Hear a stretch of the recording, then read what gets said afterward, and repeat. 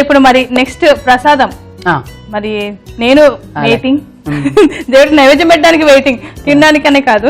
Okay, so next ఏం ప్రసాదం చేసి చూపిస్తున్నారు? వైష్ణవి దేవి ప్రసాదం.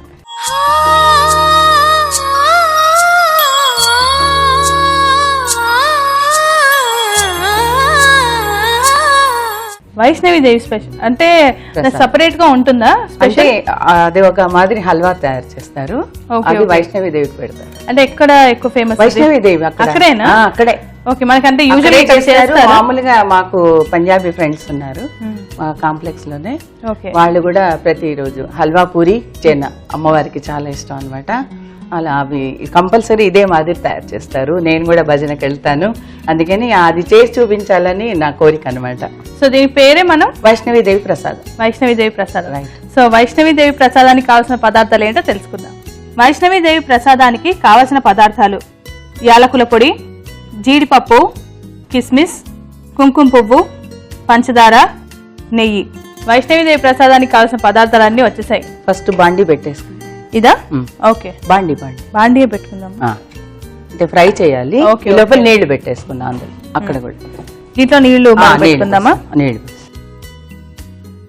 చాలా నీళ్ళ దాని నిండా. ఓకే ఓకే, చాలు చాలు చాలు. ఇప్పుడు దీంట్లో మనం నెయ్యి వేస్తాం.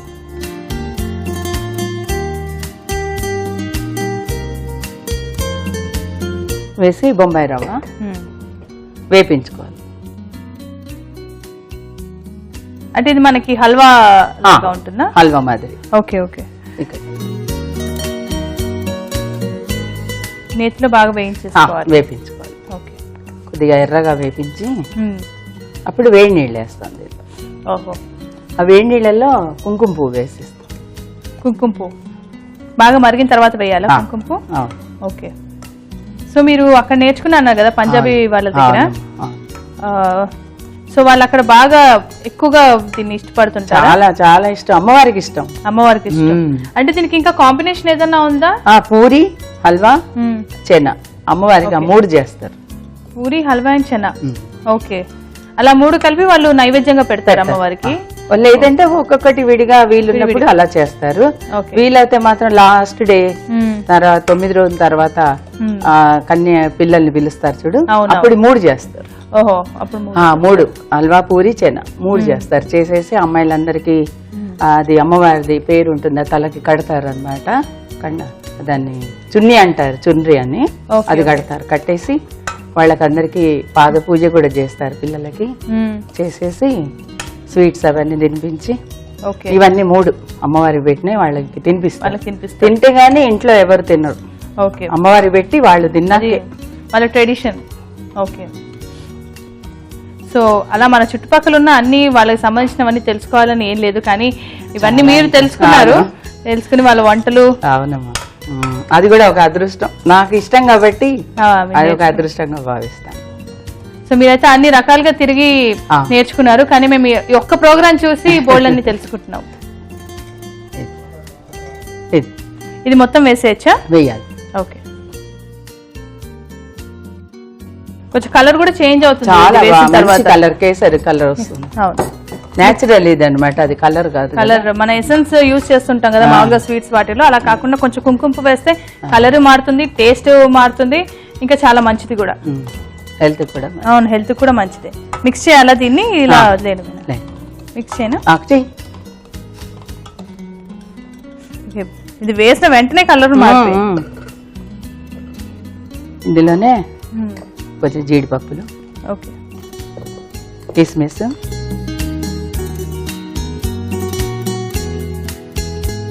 అంటే అవి మనం విడిగా వేయించి పెట్టుకోవచ్చు కదా? అలా కూడా చేయొచ్చు. ఎలాగో వేపిస్తున్నా కాబట్టి వేసాను.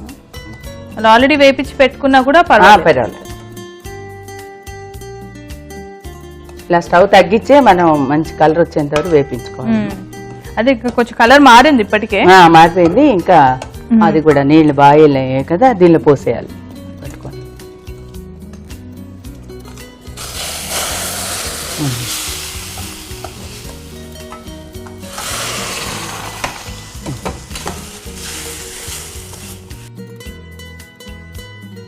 దీని అంటే కొంచెం బాగా జారుగా ఉండాలా? జారుగా. ఓకే, అంటే మామూలు హల్వా ఉంటుంది కదా, అవునవును, మళ్ళీ మనం షుగర్ వేయాలి కదా. Okay okay. ఇలా ఉండగట్టకుండా మనం కలుపుతూ పోసుకోవాలి.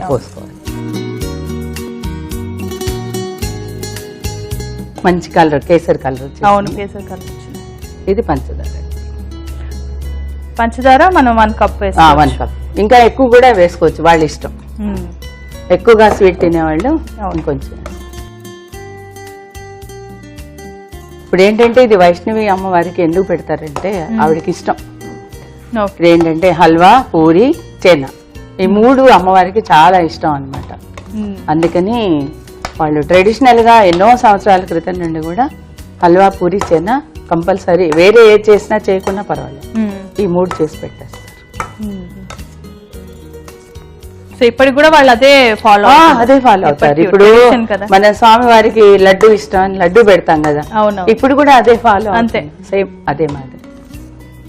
ఇది మంచి కేసరి కలర్ ఇలా రావాలి అన్నమాట. ఓకే, సో ఇలా వస్తుందా మనకు ఫైనల్ గా? ఫైనల్ గా ఇలా వస్తుంది. Okay okay. కొద్దిగా నెయ్యి వేసేసి యాలకుల పొడి వేద్దాం.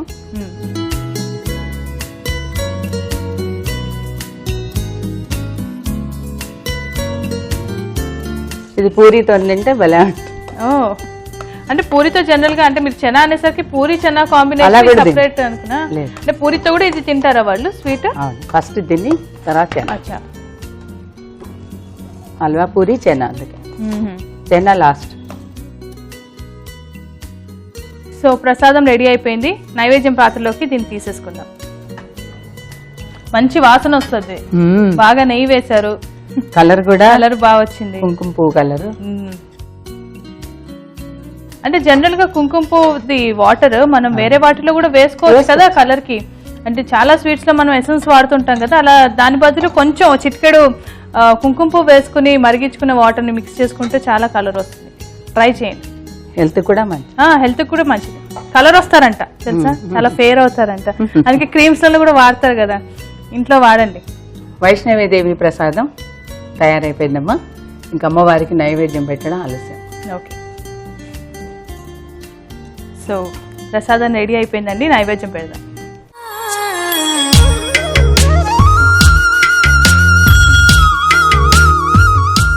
నెయ్యిది మీరు చూసి నాకు నెయ్యిదే ఇస్తున్నారు. ఆల్రెడీ ఫుల్ నెయ్యి వాసన వస్తుంది.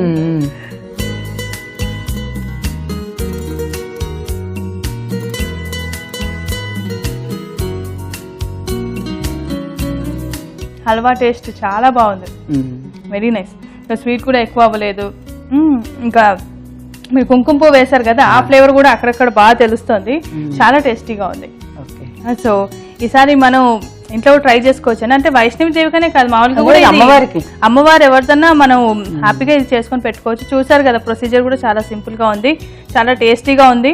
ఎందుకంటే ఇంట్లో ఉన్న వాటితోనే చేస్తున్నాం కాబట్టి, పంజాబీ వాళ్ళ రెసిపీ అయినా మనకి ఈజీగానే ఉంది ఇంట్లో ఉన్న వాటితోటే. సో మరి వైష్ణవిదేవి ప్రసాదానికి కావాల్సిన పదార్థాలు, తయారీ విధానం మరొకసారి చూసేద్దాం. వైష్ణవిదేవి ప్రసాదానికి కావలసిన పదార్థాలు: యాలకుల పొడి, జీడిపప్పు, కిస్మిస్, కుంకుమ పువ్వు, పంచదార, నెయ్యి. వైష్ణవిదేవి ప్రసాదం తయారు చేసుకునే విధానం: ముందుగా స్టవ్ వెలిగించి గిన్నె పెట్టుకుని నీళ్లు పోసి మరిగించుకోవాలి. మరొక స్టవ్ వెలిగించి నెయ్యి వేసుకోవాలి. నెయ్యి కరిగిన తర్వాత బొంబాయి రవ్వ వేసి వేయించుకోవాలి. మరిగిన నీటిలో కుంకుమ పువ్వు వేసుకుని కలుపుకోవాలి. వేయించిన బొంబాయి రవ్వలో జీడిపప్పు, కిస్మిస్ వేసి వేయించుకుని దీనిలో కుంకుమ పువ్వుతో మరిగించిన నీటిని పోసుకొని కలుపుకోవాలి. దీంట్లో పంచదార వేసి కరిగించుకోవాలి. దీనిలో నెయ్యి, యాలకుల పొడి వేసి కలుపుకొని నైవేద్యం పాత్రలోకి తీసుకొని నెయ్యి, డ్రై ఫ్రూట్స్ తో గార్నిష్ చేసుకోవాలి. భగవంతునికి ప్రసాదంగా పెడితే ఎంతో రుచికరమైన వైష్ణవిదేవి ప్రసాదం రెడీ.